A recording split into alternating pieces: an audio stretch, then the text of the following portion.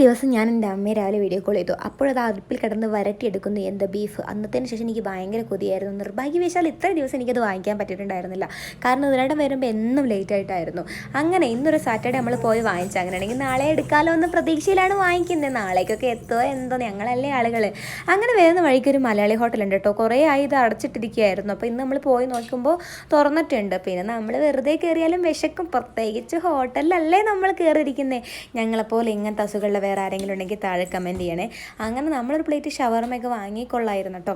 അങ്ങനെ അതൊക്കെ കഴിച്ചതിന് ശേഷം അവിടെ ചെണ്ടക്കൊട്ട് കേൾക്കുന്നുണ്ടായിരുന്നു. അപ്പോൾ മനസ്സിലായി അമ്പലത്തിൽ എന്തോ ഒരു പരിപാടി ഉണ്ടെന്ന്. നമുക്ക് വെറുതെ ഒന്ന് നടന്ന് നിൽക്കാമെന്ന് കരുതിയിട്ട് അവിടെ പോയി നോക്കുമ്പോൾ അവിടെ ഒരുപാട് ഷോപ്പുകളുണ്ട്. അല്ലെങ്കിൽ നമ്മുടെ കയ്യിൽ കാശില്ലാത്ത സമയത്ത് ഇങ്ങനെ ഒരുപാട് കാര്യങ്ങൾ നമ്മളെ കണ്ണിൽ കാണും. അങ്ങനെ നമ്മളൊന്നും പ്രത്യേകിച്ച് വാങ്ങിച്ചില്ല. ദേവിൻ്റെ ഒരു ചെണ്ട മാത്രം വാങ്ങി.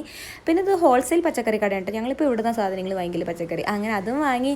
ദേവിട്ടും കുറച്ച് ചിക്കനും കൂടെ വാങ്ങിച്ചു. അല്ലാതെ നമ്മൾ നോൺ വെജ് കഴിക്കുമ്പോൾ ദേവിട്ടിൻ്റെ മുഖത്ത് നോക്കി നമ്മൾ എങ്ങനെ കഴിക്കും. ദേവിന് ഞാനാണെങ്കിൽ ബീഫ് കൊടുക്കാൻ തുടങ്ങിയിട്ടില്ല കേട്ടോ.